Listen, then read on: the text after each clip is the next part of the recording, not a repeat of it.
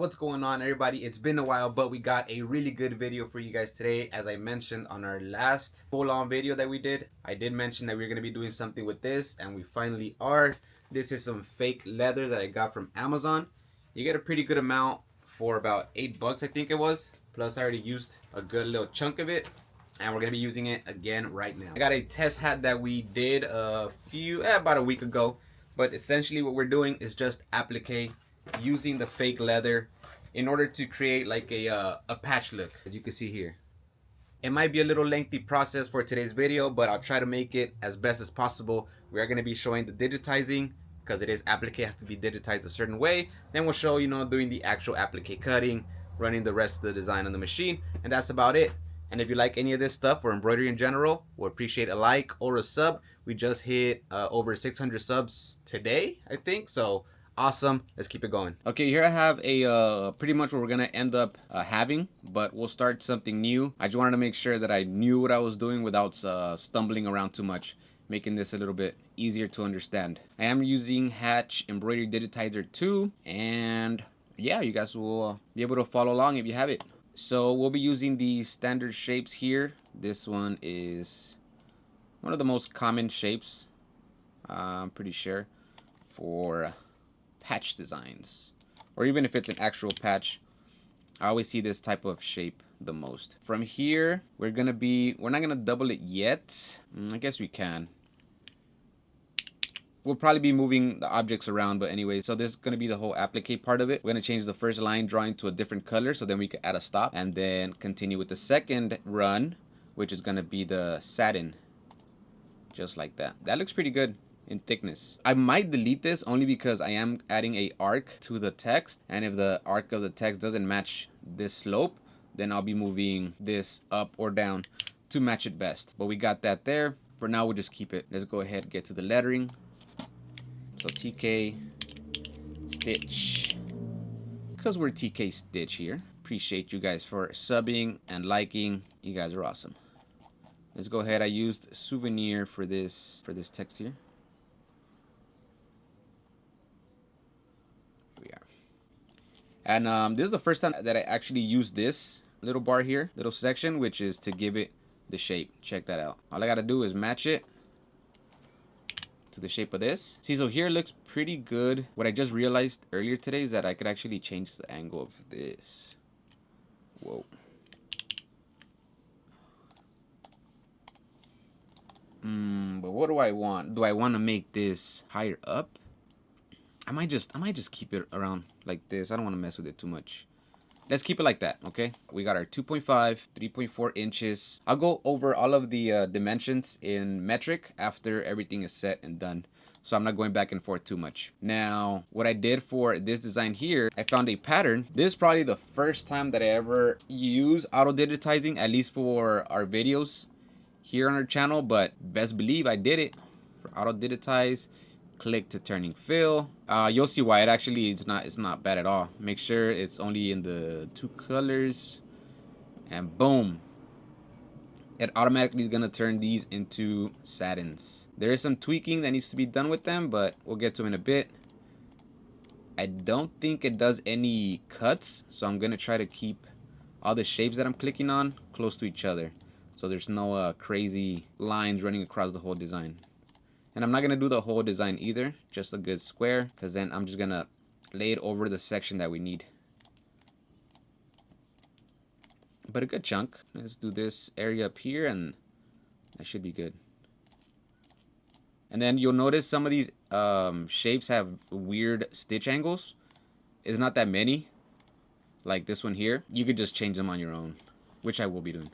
So let's go ahead and hide this. Let's group this so we don't get anything lost, and we can move everything all together. Let's put it all the way at the top of our list, and then go ahead and reshape. This is just up to you. I'm gonna stretch it out depending how big you want this design to be back here. What I did notice was on my practice runs, I had these like really small, and it kind of defeats the purpose of having the brown leather. It just took too much space, made too many holes. So I think having larger type design here is much better. I'm going to ungroup, I feel like there's an empty space here. Let's go ahead and put that there. Let's cover up this space a bit. That looks alright. That looks alright for me. What I like about this design is that what you see here does not look that great, I will admit, but the effect of the little like patch applique comes out really, really clean. Alright, we'll go by colors. What we're gonna do here to just get rid of all this extra space, I'm gonna go edit, knife this thing right at the edge of where our satin is. So it's gonna cut all those objects in this area here.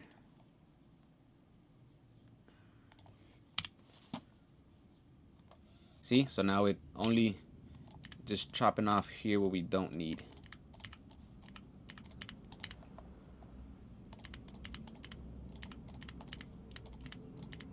Delete, delete, delete, delete, delete, delete, delete.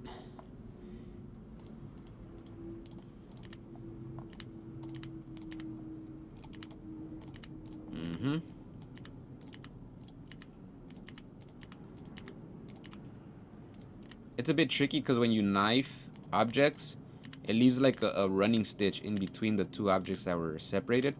So sometimes you gotta make sure that you're not missing any of those little extra lines. But here it is. It's already looking pretty nice. Go ahead and make it a little bit bigger. Always gotta keep that 2.5. What we're gonna do is remove stitch angles for these and just make sure that it's not stitching weird around these like round objects here. See? Which it's fine. It's like auto splitting. Nothing wrong with it. For the sake of the video, let's do it a little bit more fluid. Just like that. This one, this angle is a little weird. Go ahead, put that right here. Is definitely weird. That's a weird place to have a split. Let's go ahead and do that. Same with this. What else we got? What else we got? We got a weird angle here. And not too bad. What is this? Also, gonna have to up the density on oh, this one's already like that.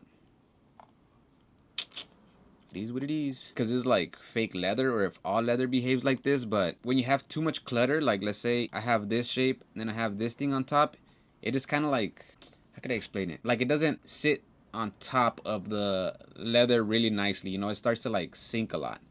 I think that's how it looks. If I remember correctly. But anyways, let's go ahead and I'm not gonna put up the density for these shapes, just for the text. And I should change the text color to something else.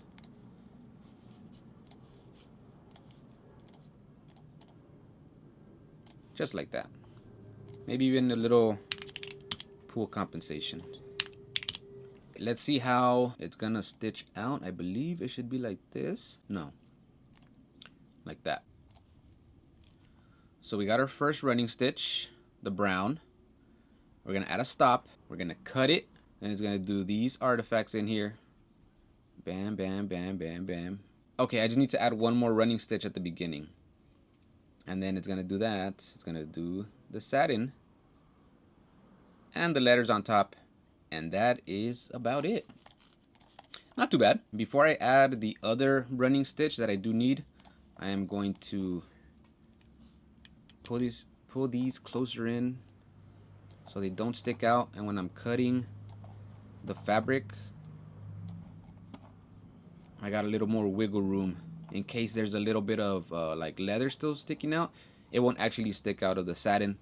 It'll be nice and covered up. So we got that. Let's go ahead, copy paste. It's right here, but we'll move it to the top.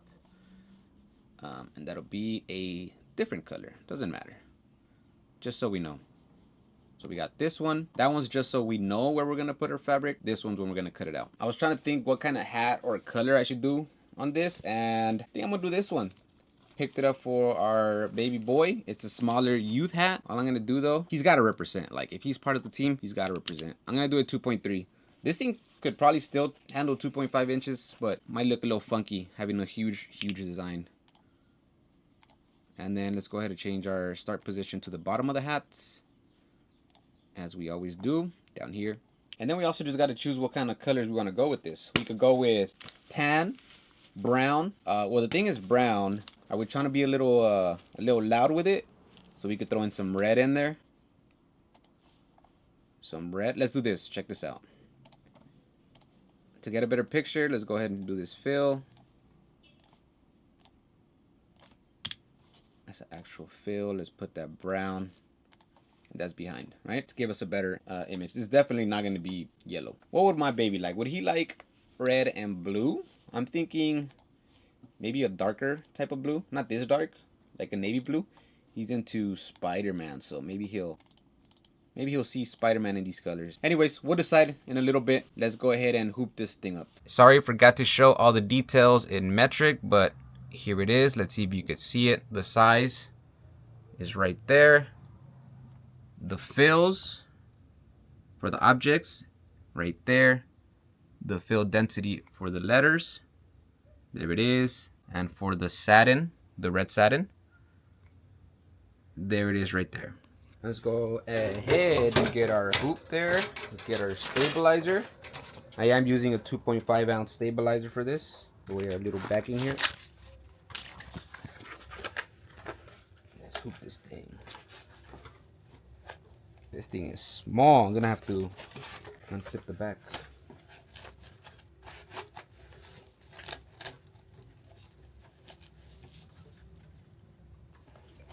This design might be taking up almost the whole width of the front panels.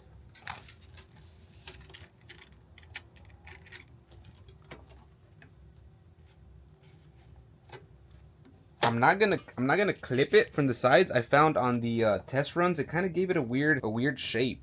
I don't know why. Maybe I pulled it too much from one side, but I'm just gonna let it do its thing naturally. Yeah, we're hooped up. Just have to input the colors now. I'll let you guys see the end, what colors I picked. Let me know if you would have done the same, or what other color combo would be pretty cool. Here I messed up a little bit, so this first line is our first running stitch where we're gonna add a stop, and then we're gonna put the patch on there, and then it's gonna be doing a running stitch. The problem is this running stitch is the same color as the artifacts that are gonna be inside the design, so I can't just add a stop to that line. I'm gonna have to stop it right after it does that cut, and then continue it to do that part. I'm gonna go into this here once again, this one, and then this one here. I got it centered at the bottom. We are ready to go.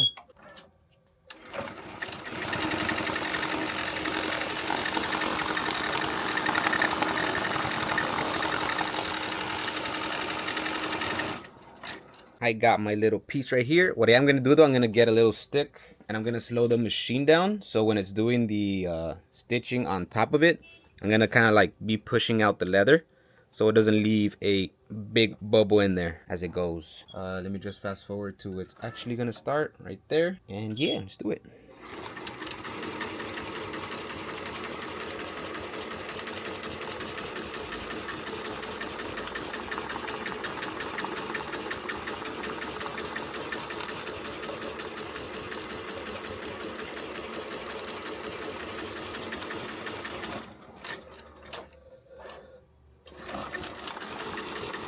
Not sure if I missed most of that, but anyways, it just finished. Let me cut that. So there, I couldn't put the automatic stop. I gotta just stop the machine and pull the hat out. It is actually really easy to cut this type of material and get it really close to the stitching here. Like I mentioned in the other applique video that we have up, like I'm okay with actually cutting into this running stitch. I'd rather do that than have a bunch of extra fabric sticking out and then eventually sticking out from the satin. If I'm not being crazy careful, I do want to get just as close as possible.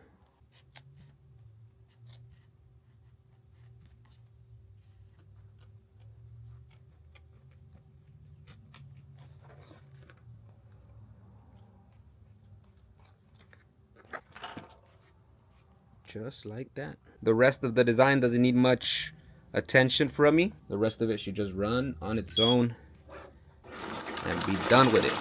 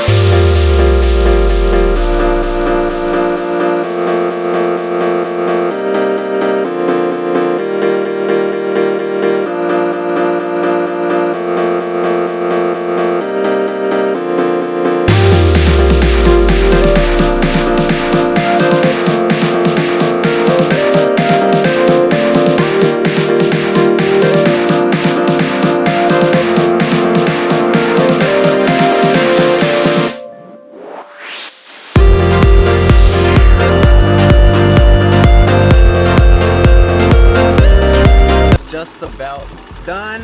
The letters look good, but if they didn't, what I would go and do is remove those designs that are in the back, the red, remove anything that goes underneath the letter, and that'll make it come out much clearer. I did put the density higher on the letters, so I think it avoided that issue.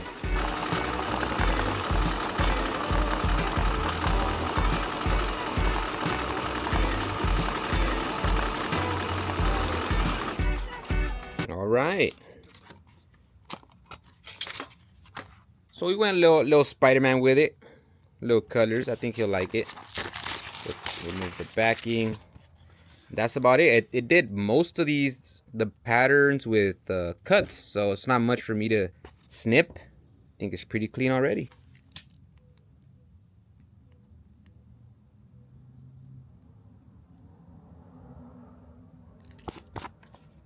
Not much to do, guys. What do you guys think?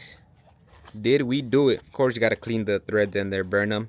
That's about it. Now, how would I like to take this to the next level, or like another variation of this? It would be by using the Cricut and cut out the shape so that the patch wouldn't have a satin around it. A lot of the patches are sewed on using that hat sewing machine where the hat goes into it and then they sew the single line right inside of the patch. That's also a different type of look. Not all patches have satins like this. This is just the way that I'm able to do it with what I have. It would be awesome to have a laser machine. Also, cut shapes, do all sorts of applique. But I don't have it, and I don't really need it. So this is what I can do. It's just the look. Maybe somebody didn't even want a patch. They just wanted like a really big, solid object. And you could be like, I could do a colored patch or piece of fabric underneath instead of taking up all that time doing a huge fill. That's it for this project. Like I said, it's for my son. If he doesn't like it, oh well, he's gonna wear it. Let me know in the comments what you guys think. We would appreciate the sub and the like as always. Thank you for watching. See you guys on the next one. Deuces.